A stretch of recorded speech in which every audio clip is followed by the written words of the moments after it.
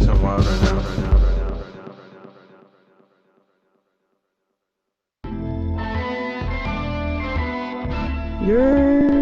Hey, hey, lower me down in the mic. I spit my soul on this thing. I let everybody know I'm going insane. So the flow, man, kill him every time I call it Cobain. Blast my soul, let them know that it's a miracle. Paint a mural down the street, let them know that we don't never get really old. It's like I'm forever young. The way I'm sitting in the sun, I'm feeling really gold, heavenly. Take that crunch ball out my pocket, feeling sweet for the day. I know that it ain't no enemies on my mind, so I keep shining, diving in pools of diamonds, rhyming like I ain't got no perfect timing. I'm diving in between my meaning, sipping half of the Modelo every time I'm greening.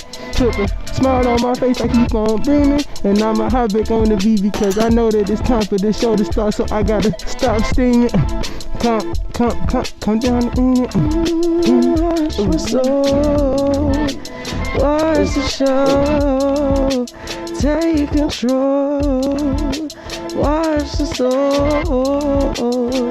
Come on. Hey, watch the show, take control, let them know that it ain't nothing you can do. Put your mind to it like an obstacle. We've been through the ringer, fool. I know what's up, finger two. I'm dreaming, ooh, I can't pass the rhythm, dude. So I keep rhyming pigeon food. Watch my soul, take control. Watch my soul, take it all. No. Hey! Yeah. Welcome to Vine Tree Radio. It's your boy West, chilling with Mauriwowi, how's it going? and we got a guest today. Fran, it's your girlfriend. What it do? Hey, there we go. Thank you for coming out, chilling with us today. It's probably been a few episodes in the tank now. I feel like we well oiled, ready to conversate with everybody about music and what they got going on in their life. So Yep. I feel like we should start off talking about, where you from, how we met, and the background of all that thing, because I feel like that's how this whole podcast got started, being the Vine Tree Radio. Everybody's kind of interconnected in how we met them through friends, family, music, or everything kind of in between. So I feel like we have kind of somewhat of a Santa Clarita connection because I feel like Mauricio's from Santa Clarita originally. You are too. And I live here for a good point in my life. Yeah. I think for a lot of us, maybe like music and cultivation some point started there, I feel like. But I mean, I'll let you explain. Yeah, I mean, I've moved around a lot, actually. I was born in the Philippines, and then I moved out here and lived in LA, lived in Palmdale, and then finally moved to Santa Clarita I lived in the AV too for a little bit. That's sick. Yeah, there was only one Walmart, I think, when I moved out to Palmdale, which is crazy. Now there's whole buildings and actual people there. But moving to Santa Clarita was a whole nother vibe too. It was a lot of my high school and elementary school years. I think it's the longest time I've ever actually been in a place. And it was really just more of discovering myself. I started writing music out here more, so. Where's home for you? Where's home for me? Home, I guess. I don't even know, man. I guess it's just where I lay my head. Because sometimes home doesn't feel like it's the right place. It's just kind of where you're just comfortable. So, yeah. That makes sense. I mean, I talked about that a little bit in the last episode, so I can relate to that. I've lived in the Lancaster. I lived in Van Nuys first, and then I lived here for since high school. So I feel like I kind of resonate to the idea that maybe home is kind of where you build it at, I guess, or find it at eventually. Yeah. Because I don't know if I would say home was where I started making music, from that standpoint, this is where my but I knew that music was kind of going to guide me through that, I feel like. I don't know. For sure. I mean, yeah, moving to so many places, whenever I move somewhere, I already know it's temporary. So home is still kind of something that I'm searching for. Same with music.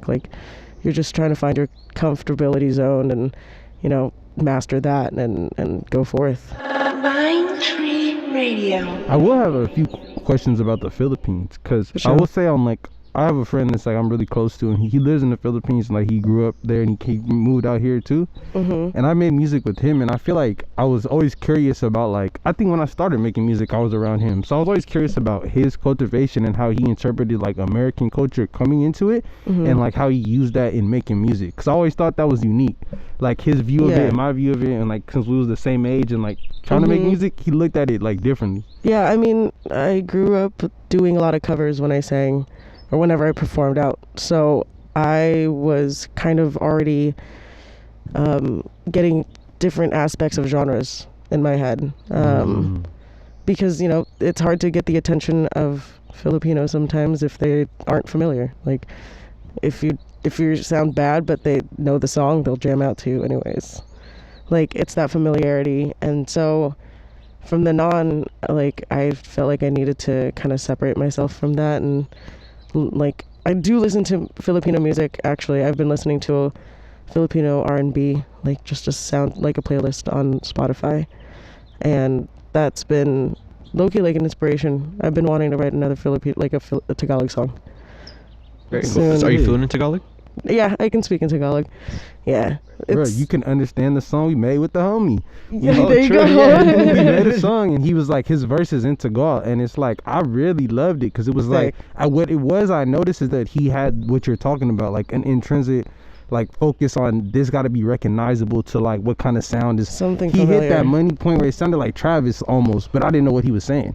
Yeah. You know what I'm saying? Sonically phenomenally, but I feel at first we were both like, what, like, this is, we know it sounds hard, but we just weren't sure what he was saying at the time. But regardless, we knew it was but great. it still was like resonating. It really got mad. I'm like, oh, I know what you're going for automatically. Exactly. Like, and then when he sent us the lyrics like broken down into English so that we knew we could understand as well, we were like, oh shit, like it, you know, it added to it, because it was like he was doing so, like, lyrically it went with the song, went with everything that was going on, but then, like, you know, it was just in a different language. Yeah, and sometimes, you it was know, cool. I loved it. It's the whole, you know, Spanish songs, Spanish singers going into pop songs, like, it's been a huge thing. And so it reminded me I think of we that. could do that. Low key, you know? I wanted to do that. I don't know. I have Spanish, and I don't know how to speak Spanish, but I'm trying to learn how to bust out a song like that with singers and stuff. Have you ever tried to make a Spanish song?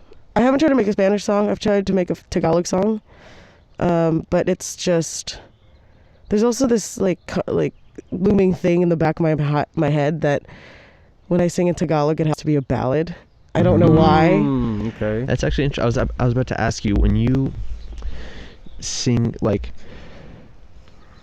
culturally, like for me, like having grown up with like a lot of Latin music kind of around, I think in terms of like Latin music, it almost kind of defaults to certain the norms. So I was gonna ask, is there certain like because I'm not too familiar with a lot of Filipino music. Yeah, they're all slow. They're slow as fuck. Okay, so it's just a common theme, like that. It's it's a lot of ballads, right? Lots of ballads, lots of powerful voices. Okay. Lots of, I don't know, just like it's kind of like a lot of Celine Dion, like not a lot of Whitney Houston's, a lot of Mariah Carey's, you know, that come around. Those are still, you know, there's a bunch of cover bands in the Philippines who just do those. There's that one song that I feel like comes to mind that the homie used to jam that was like, but it was the Titanic song. Yeah. I feel like that's the song that comes to mind. Like, yeah, high key. That was a song that I sang when I was young. Right? Like, I was like, that song's a banger, dude. I play that song on piano. That's like my most favorite song for me to play on the piano. Like if we played it around our homies, like it's like, what? Like what's happening here?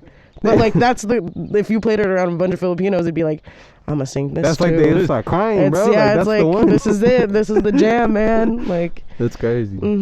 Yeah. So I mean, a lot of I try to get the attention from both sides, you know, and still like try to be Filipino, be proud of who I am and where I came from, and so I'm trying to represent that a little bit more and harder. Very cool. For the coming. That's really sick. I would say, I think I'm curious at how you maybe transitioned into like American music, or like the stuff that was like in your era, so like coming in like middle school and like high school. Because I know maybe at like that age for me, I was more so like impressionable to like what music was maybe like out at the time, because I did have certain stuff my parents put me on, and like I knew because of then, like Dr. Dre and just things that was just bumping. But then like I feel like as I got into that age, I was more influenced by the music more because I was having like experiences related to the music I was listening to and the freedom within that. And I think that's like an interesting period we always like to kind of like talk about, like when you like started downloading music. Like, was you downloading like the old jams that you used to listen to, or was it like some new stuff that just came out right then? There's a bunch of just mixed, I guess, like, because there's still songs that I needed to learn, you know, maybe for a gig or something, and I'd just play that on repeat on my iPod Shuffle or something. You were singing back then, though. Yeah, I just had to memorize songs, just have a whole repertoire of just a bunch of songs I had to remember. So, I mean, yeah, I do get both of that, but at the same time, I think I kind of just like get some influence from the current genre and mesh it with the old genre that I like, vocally even, like, because I find it hard sometimes to even sing songs that are like on pop radio now, but it's easier for me to sing songs that are like 2 years old.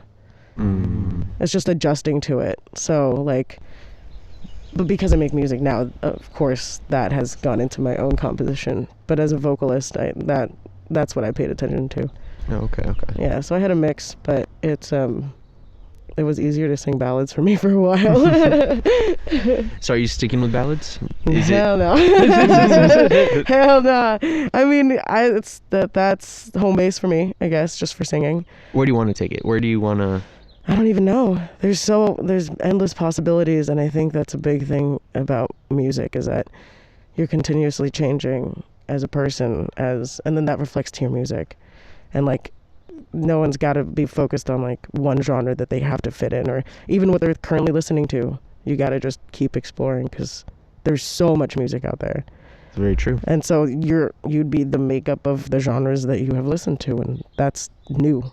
That's something new, because we can't recreate anything anymore. We can just mix shit together and hope people receive it. That's a good point. Yeah. So, to be clear, like, what age or was you already like performing at? Oh, so young. Like, let me think. The earliest memory of me singing, actually, I remember singing in front of this like family at a restaurant when I was like 5. What? Just, I don't know why. I think I wanted something, and then they're like, I'll pay for it. That's crazy. And then I was like, all right, I'll sing. But you knew like that it was like that was gonna get it done. Like that was like, yeah, it was like just everybody already something. knew like, oh, this is fire. That's sick. Like, at 5, I wasn't fired. Like,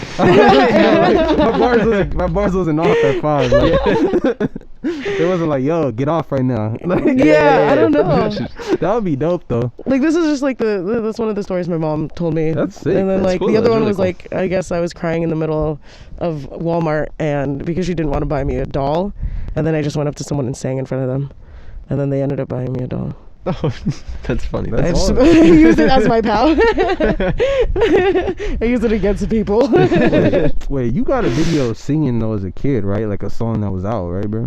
Like, you know, you got a home video singing like Backstreet Boys, right? Throw them under the bus like that, Of and I ain't me? gonna play it. Yeah. No. You don't got none? The only thing that I could think of that you can maybe catch like early singing of Like me. at the house? Not at the house. Like not like out, you know what I'm I'd be saying? pissed Like, if anyone snuck record while I was singing at the house. No, I think the only like kind of like visual things of me singing, or like recorded things of me singing, are like school recitals when I was a kid. oh shit. We had to do like a lot of those like winter recitals, so a lot of For like sure.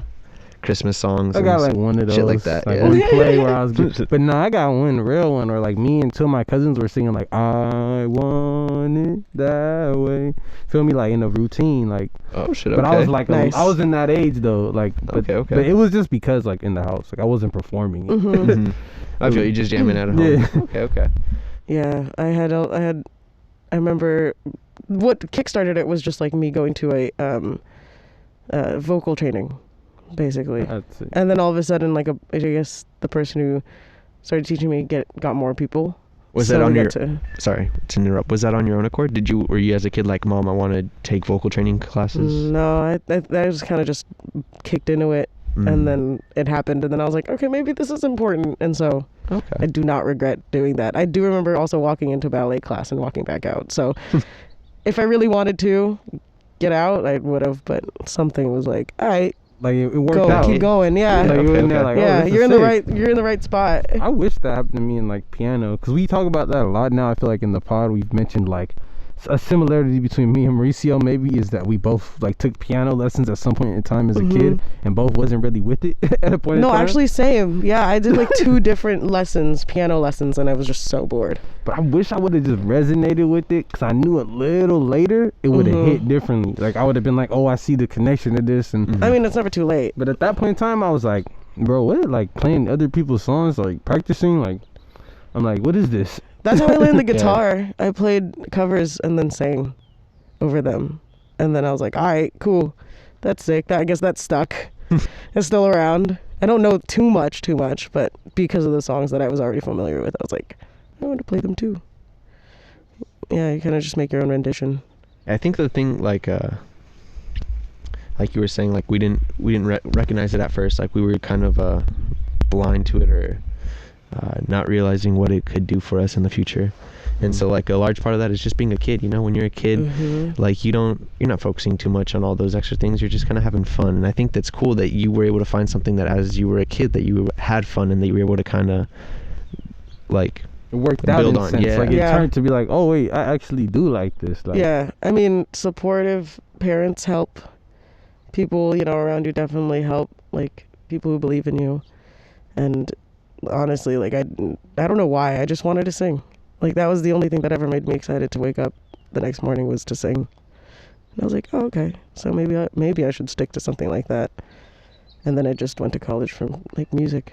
And Okay, that's cool. Yeah. So when you look forward to sing, what kind of because I really like what you were just saying, how you look forward to each day to sing, like that's what kind of keeps you going. What aspect of that is it? Kind of just like for me, I like to sing a lot, like in my lonesome, when I'm just doing stuff, like or just playing with my dog or doing stuff like that, like that's just kind of like fun singing to me, right? But then there's also the level of like recording singing, or if you're gonna go performative singing, or if you're gonna go do certain, there's different degrees of it. Which aspect of singing calls to you the most? I mean, if I was just walking around my house, I don't think I usually do like what you think a performative singing would be. Yeah. I kind of just fuck around and hum and sing whatever comes to mind. But I mean, definitely, I would love to be a performer, just like in general. So that's something that I focus on. But also, recording vocals is completely different than performing them.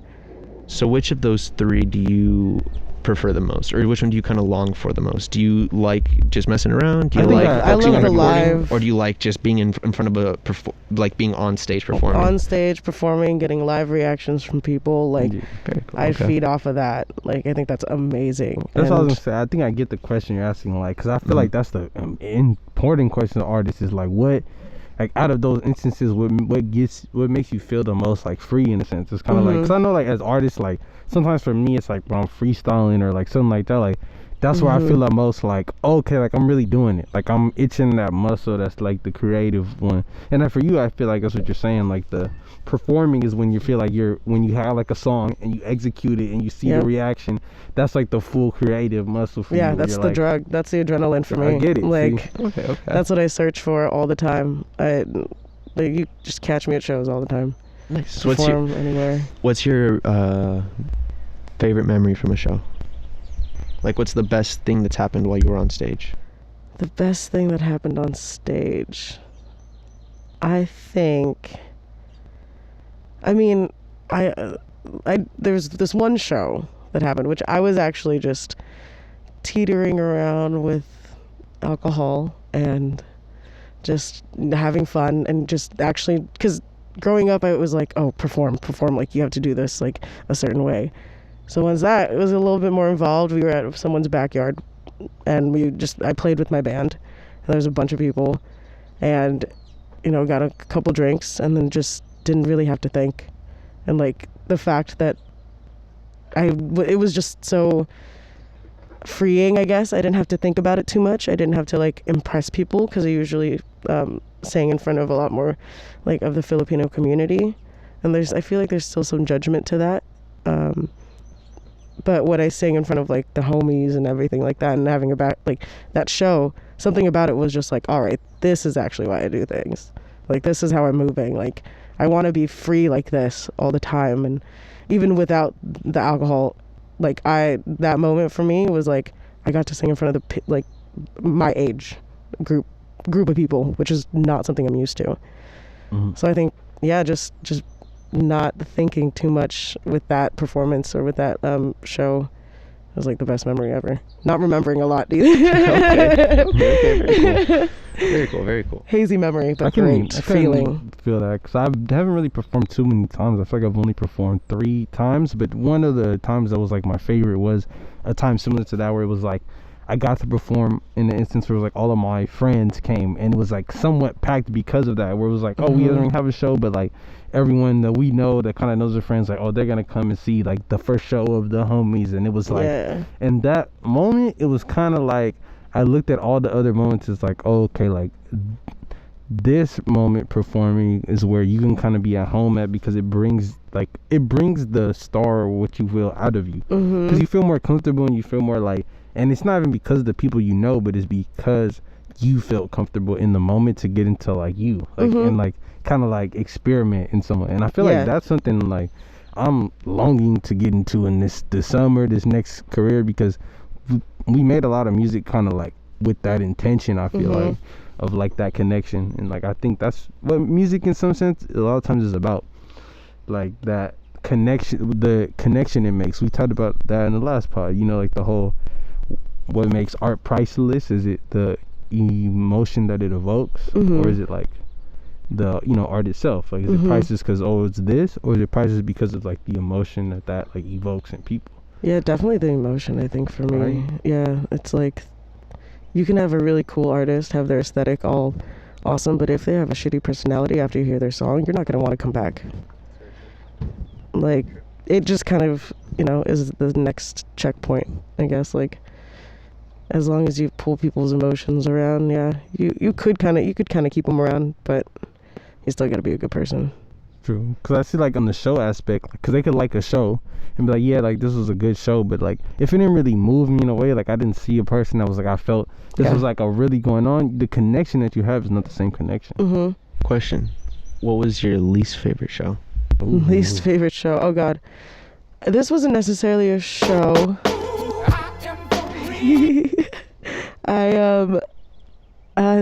This was 6th grade. I was in choir, and I had to perform in front of our 6th graders, and that was the most frightening thing ever.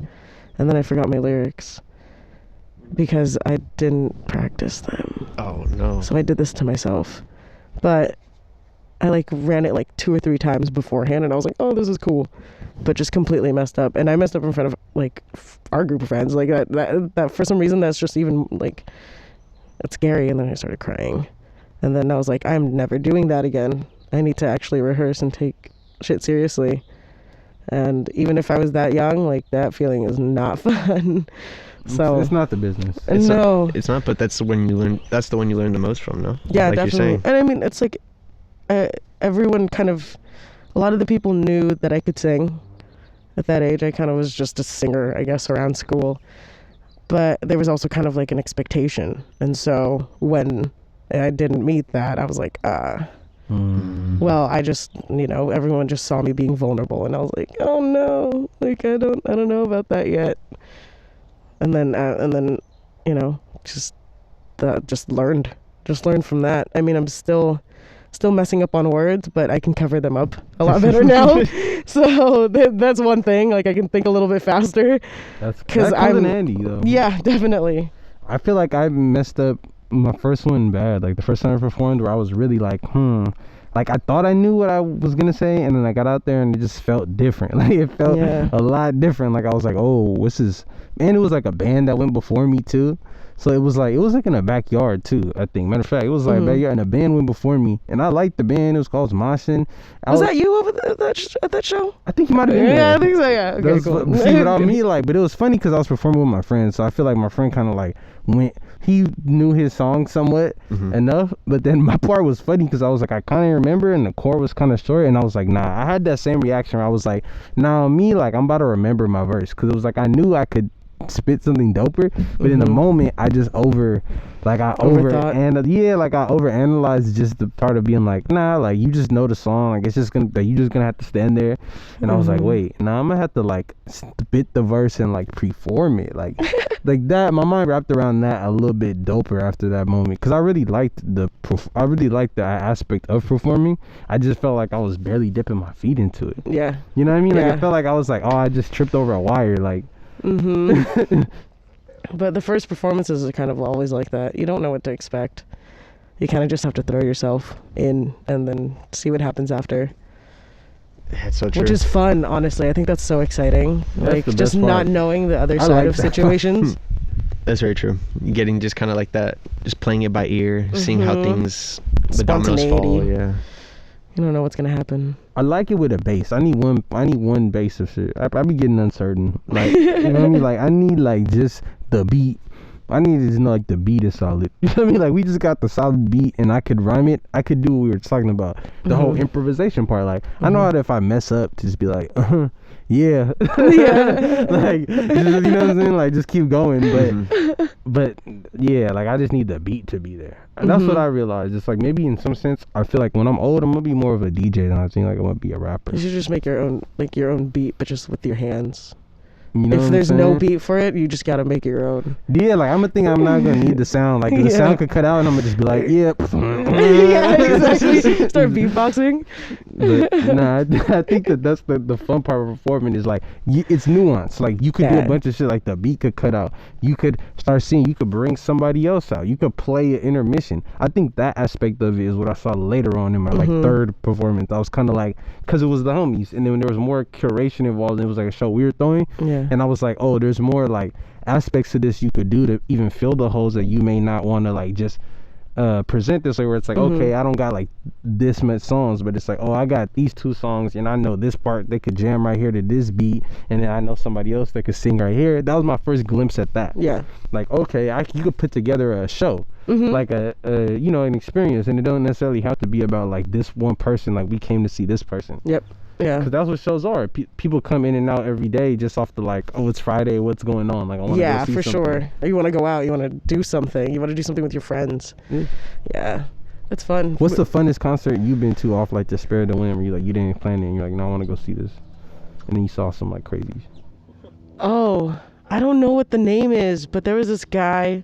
I was just fresh into my second set of college years, and one of my classmates, who was in the same quarter as me, had another ticket for this show, and basically we saw this guy who was playing the saxophone with a full band behind him, and it was just like, I don't know, there was a lot of colors. It was nothing that I was expecting. He didn't really like describe too much, but the music was just wild, and like this guy was just running like in circles and like being really sexual with the saxophone, and there's a whole group of people behind us just like they're into it too. Like, I was just so shocked.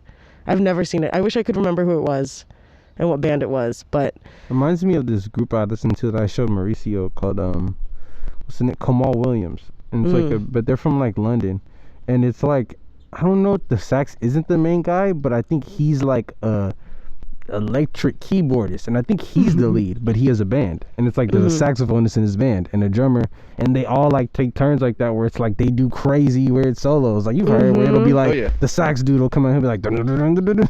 yeah, this guy had like suspenders on and like a green shirt with just like jeans, like high water jeans, and with crazy socks and a ginger. That sounds hard. And he was just running around. It was wild. I don't even know how else to describe it. Where was this at?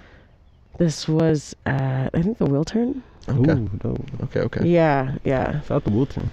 Yeah. But I don't know. It was cool. It was a good experience. I just didn't know what to do because it was new, and I was like, all right, this is sick. I dig it. For me, the first time I went to a festival was the Smokers Club festival on like 420 from like 2 or 3 years ago. No, more than that. roughly Smoking 4 or 5. Grooves. What do you think, Wesley? What was it, 4 or 5 years ago? What's the festival It's been called? some time. It was a That was Smokers probably Club. like 4 years Smokers ago. Club, That was okay. probably like 5 years ago, matter of fact. Yeah, it was the first time I went to a festival. Like a friend, I was like just barely starting to get into concerts and starting to get into live performance. I was like, all right, I want to go to a festival. It sounds cool. There's a lot of good. There's a couple groups that I was looking forward to sing there. And when I get there, I'm like, just odd, because it's odd in the sense of like AWED, like just stuck there, like, wow, this is crazy, just seeing all this going on, like this is amazing, like seeing, because I'd been to concerts, but like kind of slightly smaller scale concerts, in the sense that they were like not as much people going on, not multiple stages, not you know, not to the extent that this Not like was a playground. That was Yeah, like it was a playground. huge playground. exactly, you know what I mean. And so when I was like, all right, this is cool, I just want to go feel it. And I honestly I'd never been a huge fan of pits prior to, like, I'd seen it, I was like, all right, that seems cool. All my friends are really into pits, and I get it, like it's about just kind of like letting loose and having a good time. Yeah. But I had a hard time doing that, because for me, I'm always like I'm always focusing on like the performance. Like I'm always trying to see who's on stage, what are they doing, how are they doing it, right? Yeah. That's always been kind of like my main focus. And so I wanted to see that, but I wanted to see them up close. I was like, I'm gonna just go experience, like go fuck, I'm gonna go be in the pit, go see what this is about.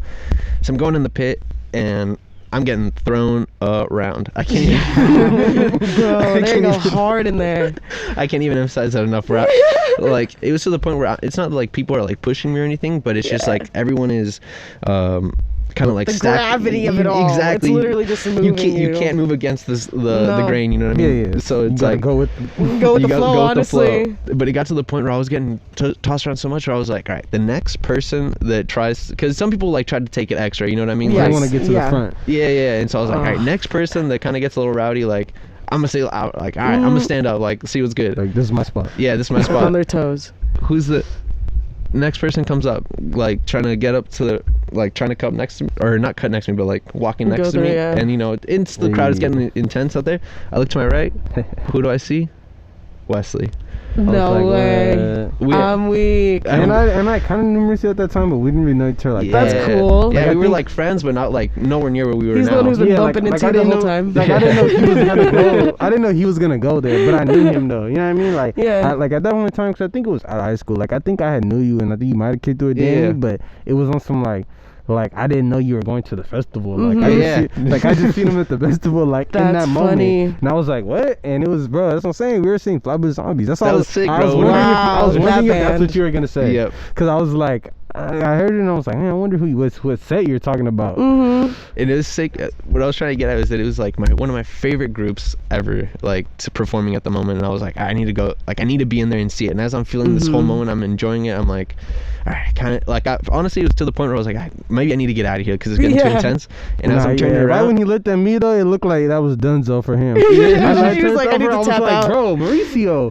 And he looked at me like, Yeah, he was like, I can't get like me it out of wasn't here. going good. Like he was like, The boy needs water. but low key, Wesley was my breath of fresh air right there because I was like, you know what? That's so I was like, funny. all right, I found someone. I was like, all right. Like Let's go, we weren't yeah. like I said, we weren't like super close We yet, knew but each other. we knew each other. We were friends. We're like, all right, what's like, let's get it. All right, let's Yeah. enjoy this together. And that was just kind of like, Now you got another body to hit people with. yeah, yeah, That's good, basically bro. what But happened. it didn't last long. it did. Yeah, That was like 5 minutes, and then we were like, Yeah, it got lost in the sauce. man. Yeah. For sure. But That's it was- fun. Pits are fun. that was funny, bro. That's like dope community too. Honestly, like been to a couple. Well, I've been to like pop punk shows. A couple. Yeah, but like when people fall, like there's a whole herd of. They make a wall around you Yeah. just to make sure you get back up. And I'm pretty sure I fell at that first concert, like that, in the homie's backyard. Like I'm pretty sure there was a picture of like me and Ruben like on the ground. Was that the Halloween party? Yeah, I remember that Or one. nah, that wasn't. That was like somewhere else. That was when the homie sprained his ankle. That was a different pit. I just remember a wild it was pit at wilder a than that Halloween pit. party. Don't ever go in a pit with a bunch of dudes in costumes. yeah, that sounds like a terrible Like, idea. yeah, like if it's like Someone's a got Halloween party, everybody's got their costume. Nah. Nah, get out of there fast. Yeah, just watch from afar. That's way fun. Way more fun. He sprained his ankle. Sheesh. I was like, damn. But he had on like a floofy costume with like some long, like he looked So like he an was just emperor. asking for it. Yeah, like He was just in there, asking a trip. like- that was funny though. Oh my god. But I will say though, I think my best experience at like a concert like that, because damn, now y'all got me thinking. Like, I done had some great pit experiences, but I done also had some great just like times experiences. I was like, yo, this was the best one. Like, I seen somebody like, I think the biggest one I could say like that was I seen Roy Ayers. Like, he's old though. He's like an old jazz musician. He's stupid old, and he was like cool. But the surprising part about him was that like, I just didn't know he was really jamming like that as an old man. Yeah. So imagine like and mind you, might have been a little inebriated, you feel me, and sick. So I had to throw up, unfortunately, folks. And then I'm walking in the place and I'm good now. So by the time I'm good, I'm seeing Roy Ayers, and I'm like, he playing all these jazz instruments. And mind you, my homie Matt laughed at this. The homie started out singing. I didn't know that he like. I heard his songs like where it's like my life, my life, my life, my life in the sunshine. I'm thinking that'd be some slow shit. This one comes out though, and he's like a jazz musician. So I forget he's like a jazz vocalist, and he starts, what's he call that shit? Scatting. Oh, yeah. Oh my He's god! Just like, and I'm like, what is going on? Like, oh me, like I was burnt out, bro, because I wasn't feeling good, and then and it was hot. And then he just started not saying no words for like a good few minutes, bro. Like a good first songs, he was good on. Like he was chanting and shit. He was feeling it. And that's hard though. It was some artistic shit. That's why it was surprised me, because I thought it was just gonna be kind of like, I didn't know what to expect, because it was like Camp Flognaw, so I thought maybe they might be like a band, like some other people might come. Like, I didn't know what they was gonna do. Yeah. But he came out like it was literally like it felt like I was in Woodstock. Like they had like drums and like it was some real like old shit. Real live acoustic stuff. On that vein, I went out to the Anderson .Paak, what is it, like the, you know, that like charity festival that he throws? Oh yeah, I remember that. I seen pictures of it. It's like in that park. Yeah. Exactly, that one. That one was sick. Genuinely one of my favorite like or festivals or concerts, however you want to look at it. Like, it's just cool because it was like super close knit, like a lot of going on. It was very like community centered, you know, just kind of like everything that's going on. But the performances, I'm blanking on his name. I think you know his name. Last name is Washington. Kamasi Washington. I knew it was with a K. I didn't want to mess it up and I don't want to sound silly, but Kamasi Washington, he came out and my man's killed it. When it comes to jazz, like, he reminds me of what you were describing. Exactly, like the saxophone, like he's a saxophonist and he's a lead of the band. Exactly, and it's just beautiful. But it's crazy. Saxophone in general is like one of my favorite instruments. Yeah, and it's very sexy. As I started like looking into it more, I heard a couple folks talking about saxophone in general, and it's the saxophone rings the closest to the human voice. That makes sense. I get it though, because you ever hear the saxophone solo and you start singing to it, you're like, why am I humming all of a sudden? Where did that come from? Exactly. But I think that's why it kind of hits us all in the same way, where like those aspects of like, you could just feel it, like it really like gets into your bones almost, you know? That makes fucking sense, bro. Yeah. Cause that's why they started out soloing with the sax, because it was like, this is really like, because I could kind of talk. Like singing. Yeah, no one wants a solo with a flute. You really get your voice tones out. Excuse me. Yeah. Because how am I going to do the deep voice, like, or a trumpet? Yeah, no. But actually, Andre 3000 cracked that code though. He's sitting around with that deep, the big bass flute, the bass flute. Oh. Damn. That's what they called him at, like at the airport. He has like the oboe or whatever. The oboe, yeah. Like the ones with the. Well, he's got like a special one though. His is like to do bass and the regular notes. Like, yeah, I think it's like a double. He could afford it's that. like a double one or something. He out here wilding just like all the flute notes in one. Boom. Jesus. Yeah, and then he could probably just put it in MIDI, real quick. Airwave, Bluetooth, I'm waiting all on that next Outkast flute album. Oh yeah, that's gonna be a hard, hitter. Low key. This is gonna be a hitter. So many samples. That's fun. That's funny. But I will say, one thing we didn't really get into that I probably don't know nothing about is choir. Like, what was it like being in like an organized singing program like within school? Like, I was always wondering, because I was in sports in school and I didn't really start making music until I was like maybe like in the end of school, like trying to dip out of sports. I feel like that was a whole nother world. Like it was, for sure. I mean, I did volleyball too, so that was a whole nother world. So I kind of see the difference between the lower part of Golden Valley versus the jocks and everyone else in the quad, which I mean, everyone's dope, but choir was just, I was a fuckhead. I got away with a lot of things, honestly. Like, I don't know who was the most popular, like player during your year. Like, if he got away with shit, that was basically... I don't know, dog. I was kicking it on all the teams, but I fucked with track though with the homie Derek. Me would be going off in track. Yeah. Track was where like I would be spitting that, and like other sports though. Yeah, I'm you gonna could tell just you, mess like I around didn't really know, sometimes. like, and in track I ain't had to pull like that. I wasn't like the dude, but like I had been there long enough.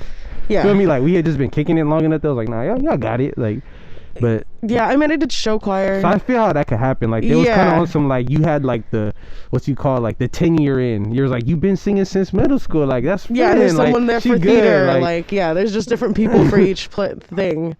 But I was not a great example for people. I just sang, honestly. I just showed up and sang because that's what I wanted to do. Well, that's what you need to. That's what you do, right? Like that's ultimately. Yeah, and I mean, there's also being more in a respectable sense. Like you can't be a soloist in a choir per se. Makes sense. You know, you can just stand out. So yes, it was like I was like, okay, I'm a sing. I'm a singer. So maybe some of what we were talking about within piano, you probably felt in choir, like where they was making you kind of be within the group. It was kind of limiting a little bit. No, it's not even limiting. I think it was more like you practiced it, so still it's kind of like development, but like it was a little bit easier. But because it was easy, I messed around. I fucked around more often. Okay. Like it's like one of your easiest classes, and just being like, all right. Oh. I can just be late, and I can do this. I can turn this in. Mm-hmm. I don't have to do my homework. I'll ace a test. Okay. I kind of felt that way, but I mean, there's still, there's a lot of lessons in choir, like, just performing. But they wasn't strict with it like that. I mean, they were. I always just I just didn't. Question. So coming from a soloist, would you consider yourself a soloist? Now. So. Yeah, I'm in a choir. But, like, did you have to feel like you had to kind of what Wes was saying, like limit yourself or kind of like hold yourself back in a sense where like you can't push forward too much because you don't want to overshine or For sure. Yeah, definitely. That's a big part about being in choir, like, is to not make one voice instead of make a loud voice of your own. But I don't know, I guess like they didn't really limit me. I guess it kind of just, I learned a lot more. I learned how to control my voice more. I learned a little bit more ear training. I learned different like parts of voices and harmonies and tuning into that. Like it was so much more helpful that I did that instead of kind of like focusing on volleyball. Like, because this was tending to my future anyways. Like, yeah, I was a stupid like student in a sense that, yeah, I'm gonna just mess around, but I didn't take it lightly. Like, I definitely learned all those like lessons and tactics, and I took it all in and have kept it with me for this long. And harmonies, man, they're crazy. Like, you really got to keep like training your ears for that shit for a while and like really hearing it and doing that. Every group in a choir has a different melody all at the same time. So I just keep those things in the back of my mind. Very cool. So this is kind of a two-parter. I mentioned this to you before, but back when we used to go to La Mesa, I used to see you like in the morning news, and like every day I was like, man, this girl can sing. Like, and I remember I used to sing for the people. Yeah, she used to sing on the school broadcast? news. Yeah, we made like I was part of ASB. Oh yeah, but I didn't know they had this in La Mesa because I didn't go to La Mesa. But. Oh yeah. So they have their own like video class in ASB. So we did the morning news every Friday, I think. Something like that, yeah. But I just remember hearing you, and like even since then, I was always like I would come home and tell my mom and be like, "Yo, this girl can sing, like it's crazy." Actually, I walked in and she probably bigged you up, huh? Yeah. Yeah, she was just like, "I can't wait to hear your music," and I was like, "Oh," and she's like, "You want a donut?" And I was like, "No." She's a sweetheart. Yeah, no, like I'm serious. But even since then, I was telling her all about you. I was like, "This girl is amazing at what she does." Thank you. And so it was always something like. Because it was crazy because I was like, this girl is about my age, a year. I think you're a year older. You were a year older, especially back then. But like I Still was is, like yeah. there, yeah, still is. But it was more like I was like, wow, someone my age is just so talented. Someone is so good, right? And so I always saw you as like genuinely like the epitome of like what La Mesa could offer as like a singer. That's Or cool. like you know, because no one else in my eyes or ears was like kind of competing remotely. So I was kind of curious, with that being said, like when you went into this choir realm, and you knowing, I'm sure you know how well you are, was there anyone that you saw within choir that you maybe looked up to in the same sense, like where you were like, wow, this person is blowing sure. me out of the... Of course, I always do that. I'm still learning. I'm still a student to this thing. But of course, I notice weaknesses that I have. I notice my strengths, and some people just have, like, some people can dance, sing, and act all at the same time. And that's just something I'm still working on altogether. Like, some people can have so much breath and stamina running back and forth, and there was a bunch of people that could do that. Some people just had that umph, I guess, even when they danced or when they acted or when they sang. I had a little bit more umph in the singing part, but the dancing, oh God, it was okay. The acting, oh, even worse. Like, there was still some push. Some people learned songs a lot faster. That was a challenge. Like, I'm not really good with lyrics, and I mess them up a lot. Some people are a lot faster at learning melodies, remembering songs in general. Like, there's a bunch of times when I'm like, oh man, I like remembering songs really fast. I didn't know that was like a thing, and then people started telling me that was a thing, and I was like, what? I didn't understand. I thought that was everybody, I guess. I thought everybody can kind of just be like, if you choose to like remember a song like dumb fast. But then I started noticing, like, a song I might just hear once, I would really just know exactly what it said. That's cool. And be like, yo, didn't you hear the like, you just hear it and they're once? like, no, I just heard that. Like, it just came out. No, I feel that. Yeah, people just have a lot of weaknesses and strengths and stuff like that. So, I mean, I got to tap into my weaknesses a little bit more and work on that. Cool. Yeah. Very cool. Yeah. That makes sense, though, because I feel like I did the same in the sense of, like, I looked up to people because I feel like I struggled with the melodies and, like, capturing them. Like, I knew words and maybe, like, the song structure, but I had a hard time figuring out how to, like, blend that into the melodies. So, like, because I started out writing for Samantha, and I think that's probably someone I looked up to on some, like, damn, like, this person is talented. Like, they can sing, like... And at the time, I was like, all right, if somebody could do this, I could figure out how to write it to that or get it to that. And, like, I got to the point where it was like, I knew the structure, but like you said, it was still things where I knew where my strengths was and where I wasn't. And I was like, okay, I could kind of see that. My strength may be in the content and what I choose to write about it, how I can, like, use my, like, brain to curve this and, like, all right, and the memorization of the structure. But then I need to gain more on, like, the concept of how the harmonies go together and like the melodies together. I was like, that part I'm not really as familiar with. So I think I kind of looked to the people that had that inherently in them. I was like, wow, like, that's some shit I don't know how to do. Exactly. Yeah, those are the people you want to work with. Like, you can't let it beat you down that you can't do something. Like, you got to just be like, all right, well, fuck it, I'm gonna do it too, and I'm gonna do it 10 times better because I want to. Like, it's just motivation, low-key. Hell yeah. One cool thing I had on the list also was Pasadena. I want to talk a little bit about the area of Pasadena, and, like, I feel like, how did you end up calling that home, if you will, like, as, like, for creative home, like, right now where I'm putting, like, because I feel like you said you moved around a lot of different areas, but that became somewhere that you resonated with, I guess, currently, at least, maybe the most. Like, honestly, I think it's the place that I have gotten as close to being me in music as possible, and that's Pasadena. Nice. I kind of learned a lot of music production before moving to Pasadena. I was up in San Francisco. ooh. I learned a lot of music production and sound design up there, but I couldn't perform. I couldn't do anything. Like, I was just all on the computer, like, writing songs for, not even songs, just instrumentals for visuals, or like overdubbing scenes. It wasn't anything that was like, I had like happiness, I guess, too. There's some satisfaction too. I just knew that I needed to do it. Like, it was another way, it was another part of music language that I can learn. And so I moved out to Pasadena, and then that's where I finally got to breathe a little bit. Like, I got to be myself more. I got to make more music of my own, of my genre. I got to make a lot of more mistakes within that writing and music and everything. And honestly, the people around there, like, there's a whole bunch of local artists in Pasadena that are really good, like Dina area, Altadena. And I think we need to get them out there.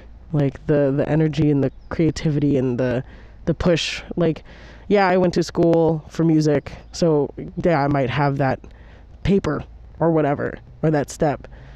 But these fools, these guys, these musicians, these artists, like, they probably didn't go to school for music, but they're just doing it because it's what's in their heart.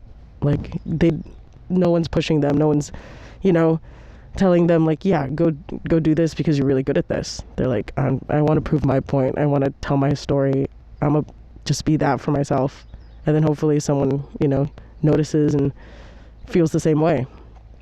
So Dina's just so many musicians, so many artists. Was that a large part of what drew you to go to Pasadena? No, honestly, the reason why I went to Pasadena was for school. Oh, okay. I went to Los Angeles College of Music, and I was originally going to be a vocal major, but I decided to switch to a songwriting major. Okay. And so that was another part of my Pasadena life, where I was just trying to write with people, trying to meet with people. I was in a new town. And then I met Speakeasy. He invited me to one of his shows. And then I met all of his homies, his talented homies. And then, we just start making music from there. And everyone just... Nice. Exactly. It's a whole circle. That's fucking sick. And we Very also cool. went to high school together, so it's small world. I would say I think that's like beautiful the way things come together like that, because a lot of my musical homies and other people I've ended up in the group with kind of ended on that route. That's why we ended up being like the vine tree in a sense, because it kind of it seems to extend in that way. Like, everyone I knew from here or there kind of like adds to the resources that we have and they have, and it kind of keeps growing, because it's like, okay, I know this person over here, I know this person over there, and then it kind of comes into play. I notice as I go along. Like, when I started the group is when I really started using those like connections and seeing how they could kind of fill into what we're doing. I think that was like a big part of it, being like, oh wait, we can connect all these dots. I think the cool thing too is that not a lot of people are really striving to be the most popular or the most noticed person, I guess. Everyone just kind of wants to fit in, they just want to connect with people that are on the same creative mind. So that's kind of like, you guys have your group of people out here, we have our group of people out there, there's a group of people in San Francisco that have their own community, and we just keep linking everyone up together, and then we pop off and take make over the great world. music. We're the next genres, honestly. Honestly, I dig that shit, and I really do like the energy out there in Pasadena. The times I've came and record out there, it's a vibe, and I feel like everybody is more so about like getting like what they gotta say out and like their message, and like I feel like that is like inspiring to be around. And it's like refreshing, because I've been in a lot of different stews, and I feel like sometimes you get caught into like making the song, sometimes you get caught into like, or it's too lax where it's like then like nothing gets happens done. And it's like, it's cool to see environments where people really like got motivation for themselves to get done, because I feel like that's how I approach it when I come in the stew. It's like it'll just be almost like an incessant like homework, where I'm like, man, that's something I gotta get done. Or sometimes there isn't there, but when it is, like I got the beat there, especially when you have something, people around you too, like it even helps you move it more, where you're like, okay, like I see like you took the time, like you see somebody taking the time to get their shit off and get it done, so you're like, all right, I'm gonna take the time to get mine off and get it done. Like when I'm in the library, it's cool. I talk about that a lot, bro. Like, cause say on some online school shit now, I haven't been to the library in a minute. Library's been closed all year. And I'll say I never noticed how much that influenced me into like grinding and like set me in a zone of being just around seeing somebody else doing the work. I'd be like, okay, that's what we doing right now. Yeah, it's a big part of it. You know what I'm saying? Like I'm very like influenced by that, and I still like in the stew. It's very refreshing to be in the stew, and you be like, all right, like it's for real right now. Like everybody's about to go in, like, cause then you just your mind just form into that. Like, and I'm about to go in. everyone's respectful of like each other's like style too. And that's what makes it even better, because you're not trying to be someone else. You're trying to perfect who, like, be the best you. Yeah, exactly. And then you just kind of put that to the plate, and then, hey, that's a stamp, like a timestamp, and then you move on to the next. Nice. Yeah. No, I think a big part of it's a very important, like what you were saying, like the people that you surround yourself with, the people that you see, like you see someone else going in and working hard, so you're like, oh no, I need to work hard, like I need to kind of, it sets the par, right? And so I think it's a cool part of like music in general, and is just like setting the par of like how you're saying, like those groups in San Francisco or here in Pasadena, where you go and like you go and there's not much judgment of like, all right, well, you're maybe a different style, you may be a different style, but it's kind of like learning from each other and seeing like, oh, you may be different style, you may be doing a whole different thing, but you're pushing yourself. Oh, you're doing a whole different thing, you may be doing a whole nother way, yeah, but you're pushing yourself. So no matter what I'm doing, I need to push myself to be just kind of, this part of the environment, you know? Same shit. Yeah, that's true. It really be like, I go do homework with somebody that's in a whole different class, like on some, they doing some science. Yeah. And I'm writing like an essay, but it don't really matter that it's like we can't conversate on what is going on. You're the still fact going that to I'm school. seeing them, you know, hitting their cars, I'm like, all right. Yep. I'm exactly. on it. And that's kind of I see the analogy you're making, like it, and that sometimes makes it, like you were saying, even doper stamped on the record, because you're like, it's more like moments that captivate you and take you into like, oh, then it's not just like a redundant. Like it ain't just like, all right, like we all fit in the same pocket of this song. Yeah, exactly. It's like, oh, damn, it switched, and then he turned it into this. Yep. And she switched and she turned it into that. Like, I really like songs like that. Yeah, definitely. Like the community is very important. The people you surround yourself are very important. I'm trying to be a lot more selective about my energy and my worth, I guess, especially with working with people. Yeah, there's people who are really good. Yeah, there's people who are really bad. But at the same time, like every time you get an offer from someone good doesn't mean that they're going to make it worth your while. Like make it worth it in general. Like they might just be the weirdest moment in your life with them, and you don't feel the vibe, and then you work with someone who people would consider bad or whatever, and that's the best time you have, and you even learn a little bit more. So you just never know what happens. I guess this spawns a question I did have, and I got about this. What is it like working as like a singer, and like you talk about like collabing with others, but like how do you kind of go about that process? I feel like I'm new to that, and I'm starting to try to learn that as a producer. Like, what is the mindset as a singer when it's like want to work with people, but like how do I figure out, like, I guess, how do you navigate around that? Because I know it's different as like as a rapper or artist, like, you know what I'm saying, like how I might be like could try to throw a 16 on something with somebody, or I might decide to write it with somebody. Like as a singer, do you approach it like, oh, I gotta feel this specific artist music, or I gotta see how we'll work together, or is it like just the beat could hit you and then you see somebody else like, I need this person on it here, or is it like very dependent on, like... So just taking it from a singer standpoint, I think, well, I'm more so, well, because I write, so it's hard for me. Or do you write the whole songs out all the way out first? Yeah, well, I have a melody to it already, along with me writing it. Because that's more common with singing too, right? Yeah. Like writing the choruses, the parts, and like being like, all right, I got the song. Yeah, because you have a basic structure for it. You kind of have a feel for it. What I do is I listen to it, I'll freestyle over it, sing a couple melodies, and then go back and kind of like fill in those holes. But it's I can just learn. Is it pretty like so you say that you usually kind of have like it more written out, and then you kind of give like the reference for like the harmony or like the general melody and so on and so forth.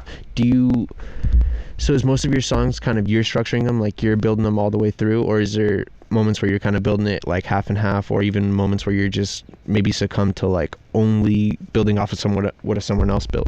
So I guess it definitely depends on the song. I've gotten songs that they wanted me to sound like someone, or they wanted, so I listened to that person's melodies. So then I, go in and try to mimic a little bit of the patterns that they have in their voices and their melodies, or how they say a certain word, because there's some people say words differently in songs, or if they have like a slight accent, like, or have the vibe.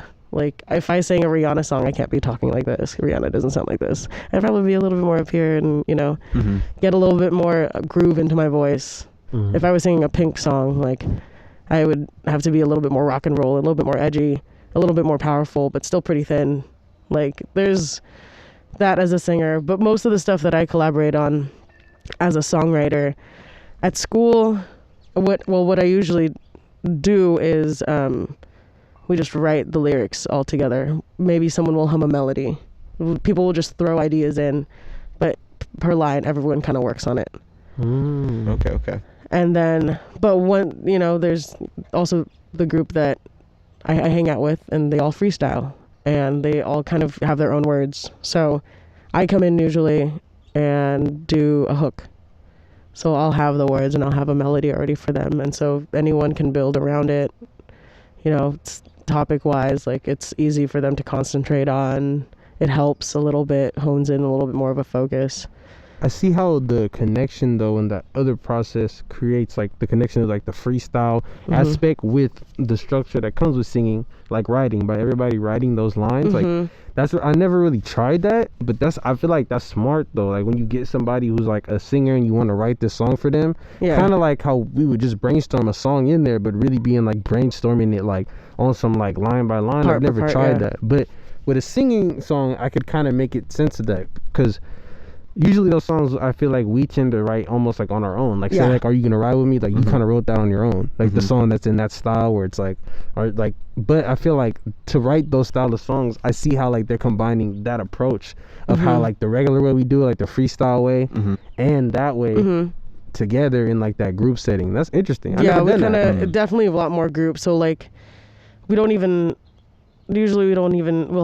have someone play like the piano or something. Yeah, in a group I'm usually doing that freestyle one. I've done that way a lot, where it's like, you know what I'm saying, like someone, like I might come up with the hook, or like someone be like, oh, you come with the hook right there, and then everybody's like writing their like parts section of it, like but no one's actually going in and like, oh, maybe you should rewrite this part, or like let's try a different word here. I'm actually a burn with that. I'm usually like, damn, I need to go back in, or Mauricio will be like, nah, like this should be this way.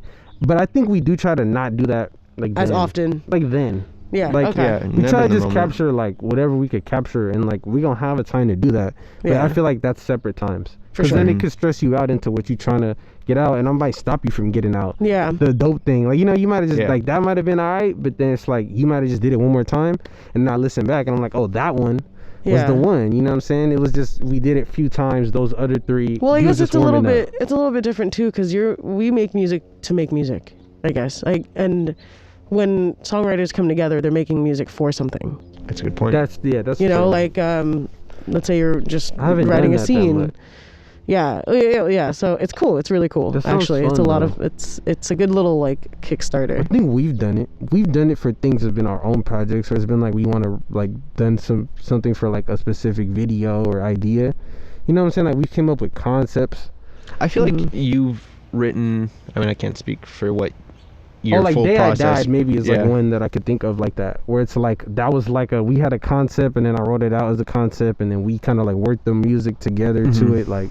But I think a large part of what I agree. No, I think we definitely took that approach. But what I think, like for us, it's still kind of like we were making something that kind of we were just making shit. That goes on us. She's right. Or like on like on like a songwriting tip, where like say someone has like a full story, something you could have no relation to, but you still kind of feel like you need to, or not feel like you need to, if you're hired on or asked to come and work with them, like you kind of need to. You kind of have a brief, so you gotta make all those words fit together with other people, because I mean, three heads is better than one. Exactly. So it's cool. It's an interesting approach, because I like, even back when I was in music school, like I would see like some of that, but I was never like I only took like maybe like one lyric, like a songwriting course type deal, and even within that course, like it was a lot more centered on like our own words, but it would be like some kind of group projects where we're kind of overseeing each other, like, okay, say what you were gonna say. All right, that sounds cool. Go to music school. This just sounds fun. Yeah, I mean, it's pretty good, bro. Our homework, I guess, was to write a song. Like, so they'll give us a topic, or one of them, I guess I wasn't there for, but one of them was you have to talk to someone else in your class and tell them your heartbreak story. Oh, that's crazy. And then so the other person has to write a song. The other person has to write a song, come back the next week, perform it, and then everyone kind of like critiques it a little bit. What? It's really sick. Bro, I would love that class. Bro, I'm going off in that class. I'm in that class, like, tell me everything, bro. Tell me, what's the last thing she left on your nightstand? Was it an Uber or a Lyft? Too many details. Yeah, no, it was dope. I learned a lot of like topics to write about that. I used to have like writing sessions at my house, in Altadena. Like all the homies would come through. We'd have an hour. I'd give them a beat, have an hour to write, give them a topic, or we pick out of a hat, and then come back in and then just start singing. Kind of why I asked about that. Zam talked about something similar she does with like her group of friends like that, where it's like they have kind of like jam sessions on like tight beats and they'll be trying to ride to them. And I was like, I think maybe that's like a singer's way of kind of like combating writer's block. Like, yeah, for sure. You know what I'm saying? It's Totally. like, nah, like I need everybody around the vibe and see like what flows off so I could, because I got the melodies. I just need to really see like how are they hitting. Yeah, no, it's definitely another way to express, because a lot of singers already are given the lyrics. So like this kind of gives us a little bit more of ourselves into our music, into the project we're working on, or collaboration, and actually say our truth instead of having to say someone else's and manipulating our own sense of emotion to actually express that. I need to keep like 4 written songs in the tuck. I think that's what I learned from this pod. Like, I just gotta keep like a few full. You know what I'm saying? Like Fully the songs, just like this is done. Yeah, just in case, you never know. You never Like, know. Yeah, just in case. You never know. I'm starting like a pee. I'm gonna be on some Nipsey That's Hussle hot shit. today. I'm gonna It's just sell a toasty. song. I knew that I'm was gonna just gonna sell. happen. You feel me? Like the whole song to somebody for like $100. That's You like could. on some Nipsey Hussle shit. So he had released a mixtape and he was releasing for like $100, and then Jay-Z like really fucked with it, and then he bought like 1,000 copies. So I feel like you could just have like a really hard song that you just keep forever and you just keep shopping around, and then you just like be like, yo, you know what, like this song is worth this much. Like nothing crazy, but you could just be like, yo, this is a jam. And then watch like somebody just cop that song, like a song you didn't want. That's a that's a deeper conversation though, because that's like on like self-worth almost, because you're at that point, because think about it in this sense, right? You're taking an exclusive, a one-of-one song that at that moment is unreleased. It's just this one not gonna exist. It's exactly, just you know what I mean? But you have this one-of-one song, and it's self-worth because you need to market it. You need to, whatever you said, like whatever Nipsey did it for 100, so he was like, all right, this is my $100 album or my $100 mixtape. If you fuck with it, buy it. Yeah, and he did pop-ups, and that's how he marketed it. He was like, I'm gonna just do pop-ups in all these different areas, and then whoever wants to, you know, cop it. And then fools would just copy it just off of being like, nah, I went to copy it, like I did it. Yeah. Which is dope, and it's cool because I feel like that's more of like that gives like that was a route for the artist to kind of give more of like a self-worth, as opposed to now where you go on like streaming services, or even if you were to get most CDs and stuff, that's kind of like at set prices and set things where you don't kind of have like a determination of that. And even not even to talk about money too much in like the sense of like, oh, the value of money on this, but if we're talking about going around and shopping your CDs or your mixtapes on the street, selling them, you know, you kind of have to, you're valuing it, right? Because you're saying like, oh, is someone gonna cop it for this much? It's an interesting conversation to have, is what I'm saying, in the sense of like, it depends on how much your value rises up to, maybe even as like, not to get into the bands, but like as like a songwriter and like all that. Like what do you value that song at? You know what I mean? Especially now, like where a song that could be can blow up, or you could make it to the point like, you got to be smart about who you pay, who you give it to. Look at that Soulja Boy song. You know, he just finessed because he had like that TikTok song that was like crazy, true. and I literally seen the ad for it like yesterday. It was like about to premiere on YouTube. So he did that. You feel me? He ran up the worth of it by having a bunch of people do the TikTok dance for it, and then he already had the video because it was the same clip of the video. Sold the video to YouTube to do like let's release it on some like premiere shit. So like I know it was that because they did a commercial for it. You know what I'm saying? Saying like, oh, it's about to come out on YouTube, the premiere of like this YouTube, song, like a YouTube sponsored commercial. YouTube, like a YouTube sponsored commercial promoting it because it's the premiere of the song that was already on the famous TikTok that you seen the clip from. So you know what I'm saying? Like he blew it up on there so that it would be like, and then be like, nah, I'm gonna drop the video, but I need $1 mil. Or I need, you know what I'm saying? Like I need whatever the fuck. So it's kind of going to what you're saying. Like he did it off of that though. Off of just that metric though, like the finesse of like whatever he marketed the song up to be, like, nah, this song's about to be this. But literally, bro, I seen jokes on the song saying like this song's from 2016, bro. Like if you listen to it, it just looks like a song he made back then. It's literally like the same. It just says she make it. It just landed in the right hands. She make it. I haven't heard the song yet. But it's just because it's from a TikTok. It's not really like on some like like if you you know me, I don't have a TikTok. I don't have it either, but I just seen it on like the internet. You should get it. It's good. It's worth it. It's worth it. I think so.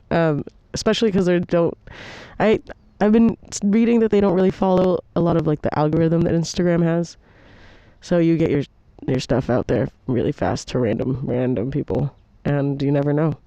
It's just another platform. I to be believe honest. that at least, because I do see random homies just go like viral off their TikTok. Yeah. Like it don't be like, and it don't really be like, it be nobody that's like, they don't even be trying to do it. Mm-hmm. They just put like minimal thought into it, kind of like how Instagram and Twitter used to be. Yeah, where exactly. you just kind of put a little thought into being like, oh yeah, this will be something funny, like people will fuck with, and then it people will does. see it. Yeah, and then it Yeah, happens. like- Something happens.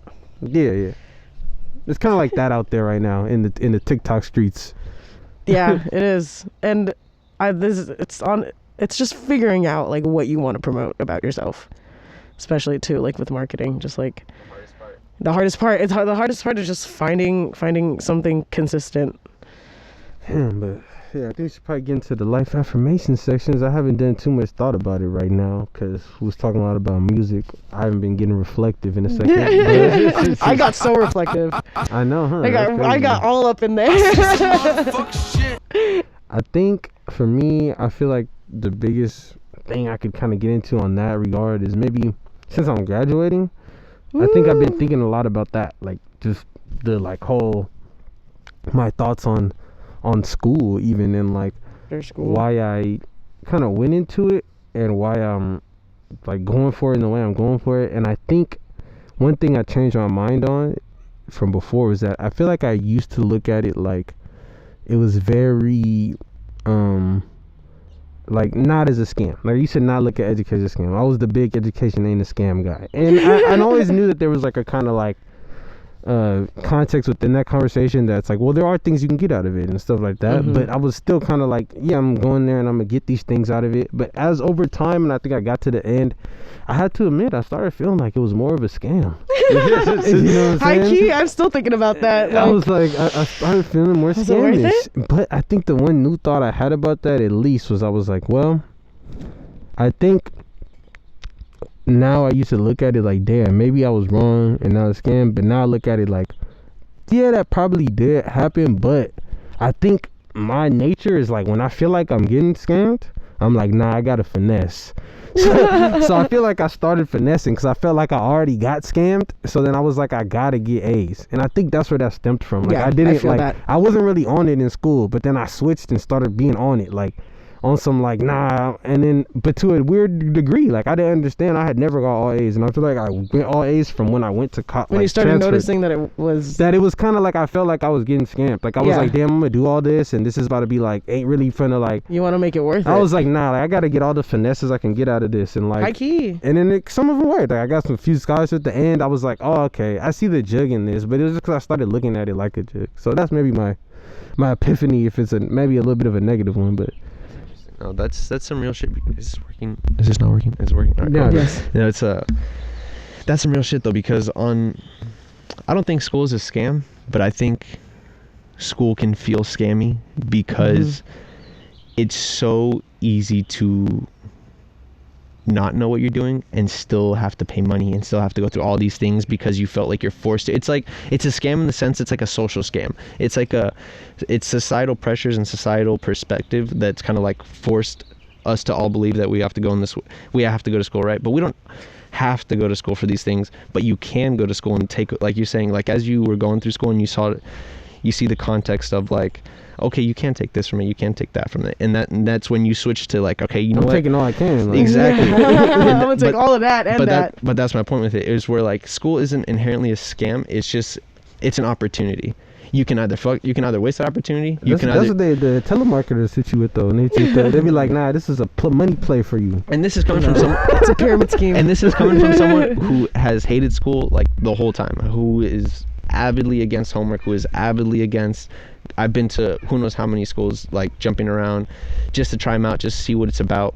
Mm-hmm. But coming from that perspective, and like you know me very well, or it took that point of like, if you don't know what you're doing, school is 100% a scam. If you're gonna be a doctor, school isn't a scam, because you need that's the You need That's the somebody to outcome. tell you. exactly, like it's the forced outcome. But my point with that is like, it's what school is an experience. School is an opportunity, and like any experience or opportunity, you get what you take away from it. Like, so if you go into school, if you go into school and you're just going there to party and have fun, that's what you're gonna get from it. You're gonna party and you're gonna have fun, and it's gonna be a great time. But like, don't expect like something on like the career or educational aspect of it. If you go to school with a career focus of like, all right, this is what I want to do in goal, like even then, and there's a mix of things like like, sorry, you can go and like have fun and go and do all these things and see it as like, I'm going here just to have fun. Like, and that's what I did. Like, I've had many opportunities where I went to certain schools. I was like, you know what, this is just to have like, more about this is the community aspect than the school aspect. This is when I wasn't fucking with school because I didn't know what I wanted to do at the moment, where I was just like, all right. I think I lucked out on that, like knowing what to do earlier on, because then like, I mean, I lived in an Asian household and school. I mean, it's a lot more like, it is forced. Like, you gotta get A's, you gotta do this, you gotta be at school, like, or else you'll get in trouble. But I guess I manipulated my way around to going to college with having to actually do with something that I really, really wanted to do. And again, I lucked out with knowing what I wanted to do in the beginning. I didn't go to a traditional college. I didn't go to any like UCs or anything. I didn't even apply. I took my SATs twice. Didn't even use it. Didn't need none of it, but I took it twice. And that's some real shit. That's like a low-key scam stuff. Like that, like when you get into those kind of like organized tests like, and that stuff. Shit really didn't matter, bro. Because like the school that I went to, I did not go to like at the end. Like I went back to COC and then went. So I'm like, what the fuck was I doing? Trying to get into CSUN. Like you can just walk into CSUN. Like I was out here like, nah. Like I need to take this twice. I fell asleep with the first one, and I was like, well, I guess I got to do it again. Shitty. I think it's like I said. I think it's more of just like the social perception of like what school is needed for as to what it really achieves. You know what I mean? For sure. And like once you like, as you're going through school, like you said, once you realize less of what it's been perceived to be and like what you can actually do with it, you're like, all right, well, fuck it. I'm gonna just focus on this. You know what I mean? Yeah, I was like, well, then there's certain things that I can get out of it, and it's like I gotta focus on those things and like how I can best get those things, I guess. I think it's like Europe. What, they have like a gap year. They can do a gap year. Low key, a great move. High key. Because, like, you don't know what you want to do. And, of course, you are spending money. So, like, and a lot of the homies, like, I met some people in school that were from Spain and, like, from over there. And, like, a lot of the homies, like, would come as transfer students and treat that as their gap year and take, like, chill classes and just be having a good time. They made smart moves. And I was like, bro, that sounds amazing, bro. Like, they really go back knowing what they want to do in life. Like, now you know how fucked the American system like I'm good over here. Like, like, you get the fun of it, though. You're like, damn, like, you really get to do some wild shit, but... On some real shit, though, I mean, like, when it comes to talking on gap years and you bring in, like, the idea of, like, foreign exchange students, for both of those things, you need money. Like, you know what I mean? Like, you can't... And that's what I mean by using it as, like, using the school for what you could use out of it. Is like, that's the type of shit I started seeing. Like, those experiences are shit I can get at, like, a discounted, damn near free price through the finesse of the school. Free museum But I trips. can't get outside of that without bands. So I started locking in on that. Because exactly, like, you need bands to get that shit done. And school, in some sense, helps you out for just being in that realm and, like, being interested in it. Like, at least in my school, that shit was free. What I was trying to say is, like, you need the bands to, like, say you want to take a gap year. That you need a bands because it's like you may be like what are you gonna do in that time? That's my point with it. Like, like, school at least offers, like, opportunities for some, well, not much, like, some partial financial assistance. You know what I mean? But like, financial assistance to go on a gap year, though, I haven't heard of. They might not. That wouldn't make any sense. That's just gonna be like a private loan. Thing. Yeah, you know what I mean? Or like a parents thing. Exactly. Like, you gotta get some dough. To do anything, you need money, unfortunately. It's the sad reality we live in. I know. It's also just being an adult. Like, I realized, like, going to school, they told you a lot of things and what to do, and then outside of it, you just are left alone. Yeah, that's facts. You're like, what? Another issue with school, and I could see why it's a scam, is that if you're going there very like you said, where you at least you knew where you were kind of going with, but if you don't know where you're going, it's so easy to kind of get lost in all this sauce, because it's like, well, what is it even all about? Like, what's my purpose here? Yeah, why am I being sent to this? Like, I gotta be doing all these shenanigans, I don't even fuck with it, like... I mean, the experience is always great. I feel people, I guess, who ended up going to college, it's just a whole nother experience. It is money, but it's worth it in a sense, you know? In the end, you kind of get a little bit up, you get less stress on you. There's still some uppers to it. Mind Tree Radio. Yeah, man. Something crazy was on your phone. It's like a. What's happening? Tell me about it. What's going on my phone? I should have not worn this I was looking at the shirt. time and I was like, It was awful. and I was trying to see what was good. It's kind of hot out here in this I knew it town. was gonna happen. I miss like Santa Clarita people. I do not miss Santa Clarita weather. This weather here is fucking terrible. It's so like- inconsistent.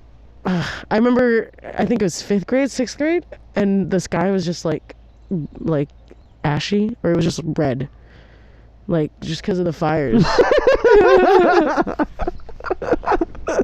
I'm dead. Sorry, I had seen the homie Speakeasy's face. and What'd he he- do? He was laughing at the ashy homie, but it's all good. But I feel like we was on, I think Mauricio's like affirmation before we get up out of here, and then hurt. Yeah, sheesh. my life affirmation actually kind of rolls with a lot of very similar to what we've been talking about in this past issue, partially with school, but mainly about like the reliance of, because me growing up, I was never a big fan of money, like in the sense of like that I didn't really care. Like, I'm grateful to have grown up in the household that I did and having the opportunities that I had, that I never really had to worry too much about money. Like, we didn't grow up, you know, lavishly or luxuriously, but Yeah. we grew up in a sense that I didn't have to worry too much, like on the next meal that's gonna come on my plate, you know. But and so like having that kind of ingrained with me, and like the way I grew up with money, just seeing it in a certain light, and like how we said, we're adults now. We're coming to the point where we realize the reality of this world and like all this sad shit that we kind of oversaw and overlooked as children, where we're like, oh no, there's definitely a way around it, like and it kind of, I'm getting to this point where like I realize that money is just part of like the larger game of life, right? And in this game that we're forced to play, you have two options: play or not play. You know what I mean? And it's kind of like, am I You just care whether you live or die. yeah, like, am I just gonna like lay on the floor and like realistically, like if someone were to be like, all right, I don't believe in money, all right, cool, what, how do you live your life? Like, how is it that you do go you on a get by? day-to-day basis? Yeah. Like, what is it that you're doing? Please explain to me like how it is that you're actively like going against the system, right? And so my reaction with that is like, you can't, there's only so much you can do to escape the system, so it's kind of like you have to play within it. And so like my kind of mentality lately is kind of like realizing like, well, fuck, if I'm forced to play this game, I'm gonna play this game as best as I can, like, you know what I mean? I'm gonna try to, and not in the sense of like trying to beat like not just money, but like using, like, I heard this like hard quote where someone said like they use money as energy.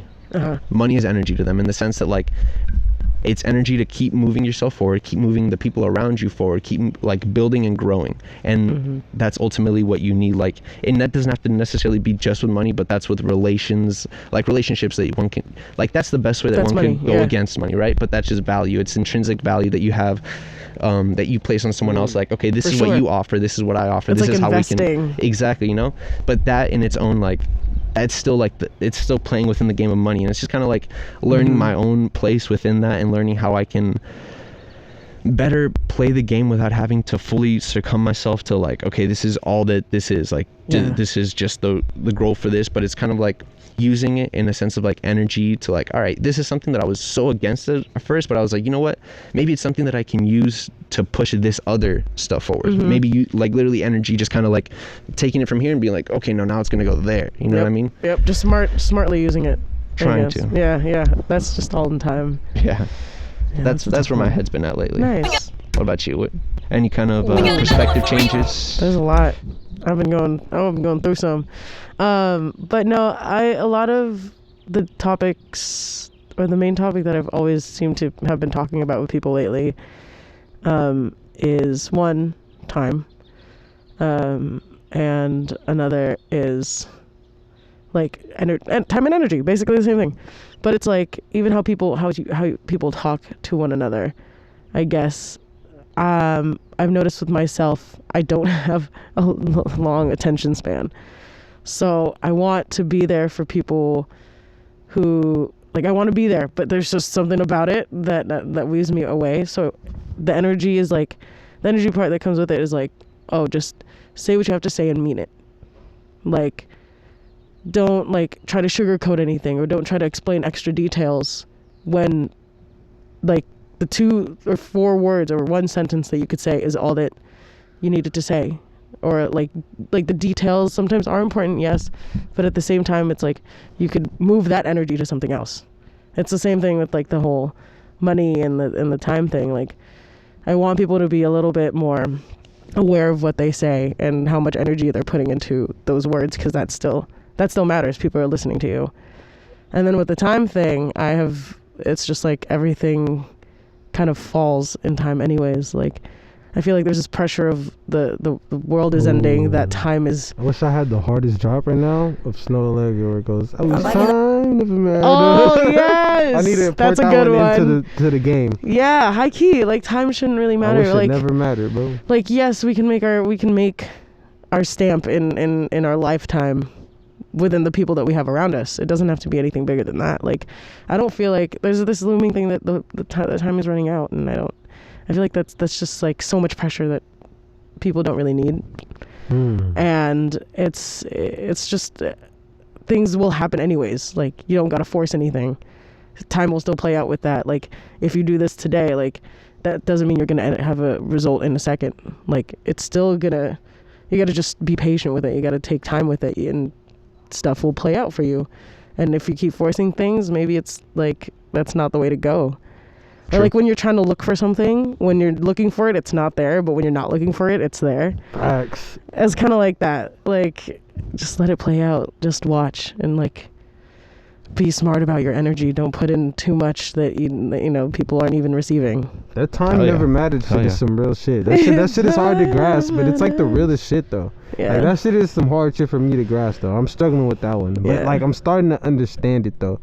That like that is what you gotta cling on to. Like that idea that shit just ain't like the time frames and shit that they want us to be on is not what it's not what it's on. Like and so I'm starting to come across more people that are kind of moving like that, and it's kind of shifted the way I'm looking at it a little bit. I'm like, oh wait, maybe sometimes my cycle be moving too fast. I'm like, damn, niggas looking at me like I'm hitting you back. It's like, bro, I don't be texting like once a week. You know what I'm saying? Like I only check my phone and I'm like, damn. Or you feel like you're not doing enough versus all the other people around you, and it's like that's okay. Like take that time to like take in everything around you instead of like having to, try to have a hit every single day. That's sometimes you don't need that energy. Sometimes you can just give it off to something else that maybe can come out later on in the week because you watched a movie. All of a sudden you have that emotion. Shit works, bro. Like taking a break fucking works, bro. That's facts. You gotta be in moderation though, because I've been on a break and it's been a little too long. I've like written like choruses and stuff. I haven't written like a song. Like I'm trying to get an album out, but I could still be writing songs. You put me on that. You were like on that one pod. You were like, nah, I'm good on the breaks. Yeah, you gotta be. You're like, I've been on chilling too long. For me, it's like breaks are necessary, but for me, it's like I take long breaks. The thing with me is that because you know me, like I mentioned this before, I work in like in times of like inspiration, in times of like flow, in times where I kind of lock into the zone where I'm like, all right, this is the time to bang it out. This is what I'm gonna do. I can write one song, I can write 10 songs, I can write 100 instrumentals. Like it doesn't matter. Like if that's the zone, that's the zone. But you gotta catch that zone. But if I'm out that zone, the break can be a day, a week, a month. You know what I mean? That's I don't know. Like 5 months. Thankfully, not a year yet. But like it could be like. But my point with it is that breaks are necessary because they allow you. At least for me, like they let me kind of tap back into like my flow zone a little bit easier. And that's what I mean by they work. It's like that never fails. Like clicking back into the like inherent beginning zone. You always kind of get back to that the moment you kind of take the pressure off being like, you take that little pressure off, you're like, oh wait, like this is something. It's like when you kind of like you approach it like your first time doing it, you start to find like your like baseline sauce again. Yeah, or when you're just not thinking, like you kind of just stuff just comes out of your mouth and you're like, wow, like that's been there. But the thing is that like I've been trying to look for it, and that's not the way to go. It just falls out. That's it. Like it falls out. Like sometimes I try to pull it out so much, I'm like I can't pull it out. There's only so many strings you can pull out. I gotta let it back so that it just fall. Yeah, it just came out. Like yeah. I agree with that, but also in an extent, like for me personally, sometimes it's like I gotta when I'm in that zone. Like I almost feel like I need to keep pulling it out because I know, like I said, like I know that once I'm out, like it could be like a day, a week, a month. It could take you a long time. So like when I'm in the zone, it's like, all right, no, we need to bang this out. We need to get this done now. No breaks, no nothing. We need to get this done because I know if I stop, I'm not getting back into it. Yeah, until like Nah, I'm way like later. that. See, for me, I feel like music is the only thing sometimes I differ on that. With work and school shit, I'm super like that. Like, it's super like I annoy the fuck out of my parents. Like, because if I just get going, I'm like, no, I'm good. Because I know I'm about to get going in like maybe a few. Like, I might not even do nothing today, but I know I'm going to wake up tomorrow on the right note. And that's going to be the note where I'm going to do way more than anybody would even do in that day. But it's just because I'm in the zone to do it that day. Yeah. And I get that. So homework, I hella get on that where it's like when I hit you about the final and I finished it that day, it was because in that zone, I was like, nah, I'm going to do this now. Because whenever I stop doing this, it's going to take me a while to get back here. Yep. So I was just like, nah, I got to just do it now because it's going to take me too long to get back here. And like, I don't want to wait that long. You got to take advantage of that moment. Yeah, you got to take advantage of the moment. Yeah, that's songwriting for me. Like, I don't write for a while. I kind of just let everything kind of sink in, and then something's just gonna fall out. Like singing, all of a sudden I'm singing for 2 hours karaoke on YouTube. It just happened. Wasn't really thinking about it, but it felt good after. And those are debatably the most fun moments, right? Because you're really not forcing it. You're just like, okay, I'm just kind of going on my day, and like something really tugged you, something hit that inspiration. Yeah, or something, I was just really sad, and then I'm just gonna sing it out, and it helps. Well, any last words you guys want to say to the people as we kind of like, give our last closing goodbyes and things? I just want to thank everyone for rocking with us tonight, and I want to thank Fran for joining us. This was a great, like, I can tell you, like, I know my mom already kind of beat up on there, but she was so happy to have you come by. I was so happy to come by. You were honestly like such a, thank you. I told you this last time, but you were such a young inspiration for me, and thanks. I'm always gonna look up to you. You're a phenomenal singer. I look forward to seeing everything that you do. Thank you so much. Thank you. Yeah, big ups to you for coming through, and it's actually been great. Me and you through Derek and kicking it, and like getting a chance to make music. Like, it's dope that I feel like we made songs, and I feel like that's cool because I haven't met many people that like I just met, and then we just made a song and it's like exists, and that's just like that's one of them. And I feel like that's just cool, like, and it slaps. Like, I hear that song again and I be like, damn, I like this song. Like, so I feel like that's so. Thank you for coming, and like thank you for giving like another artist an opportunity to like talk to artists and be heard, because that's kind of like what it's about. Thank you for giving me a platform too, because this is what we got to do for each other. Hell yeah. And follow your girl at Instagram. Oh yeah, shout to socials, everything. Your girl Fran, YUHGIRLFRAN. Sick. Yeah. Any songs? Anything you wanna? We've been doing. We haven't really. Okay, yeah. So I am going to be releasing an album called Same within the couple months. Sometime this year. Another song out of that album first is called Losing. That's also going to be released in a couple months, so keep your ears peeled. Follow me on Instagram.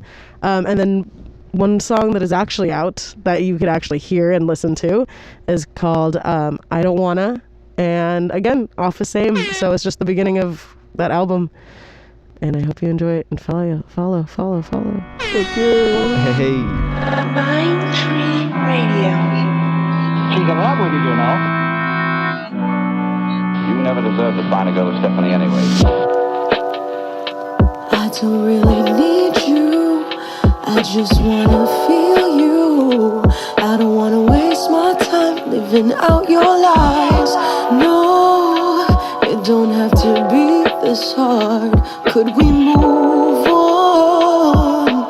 Think that we'd be alright. Right, if we could slow the time, would we be alright?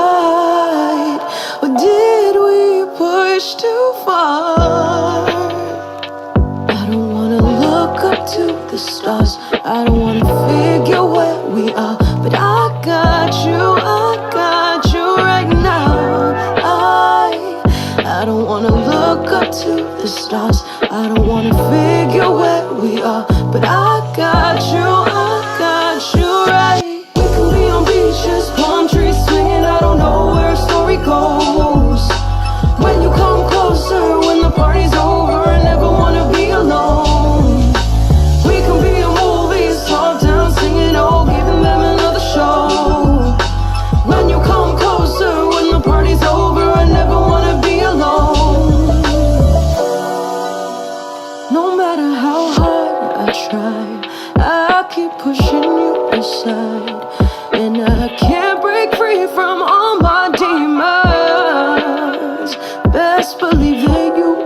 right.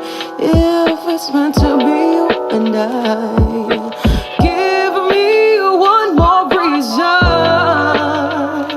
I don't wanna look up to the stars, I don't wanna figure where we are, but I got you right now.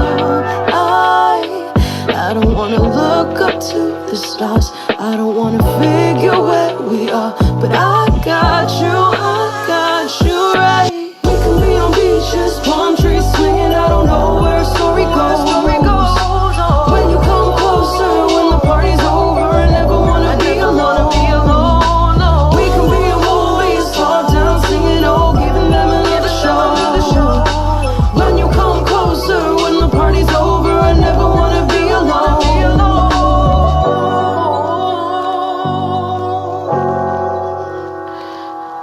I never wanna be alone, no. Be alone, no. I never wanna be alone, no. Be alone, no.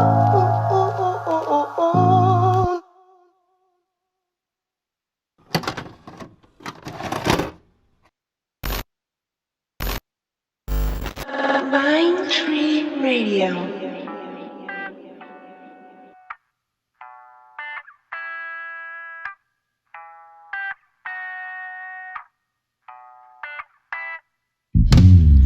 Running around the corner of misery, crashing into you is more than what I need. You wrap your arms around my body, giving you one last night before I change my mind. Wild hearts open like an ocean. Tonight we'll let go of emotion. We're dancing in slow motion with you. I'm stuck on paradise with you. I'm stuck on paradise.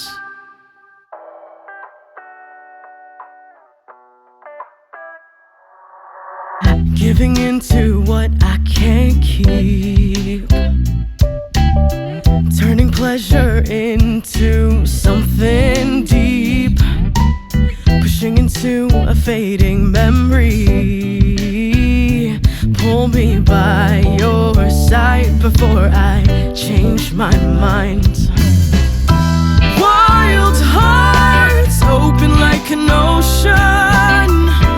Tonight we'll let go of emotion. We're dancing in slow motion with you. I'm stuck on paradise with you. I'm stuck on paradise. You can have my soul, I just want control. You can haunt me close, just please let me go. You can have my soul, I just want control.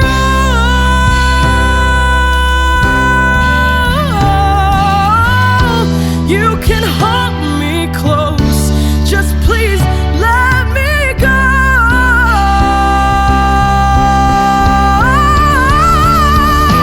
Wild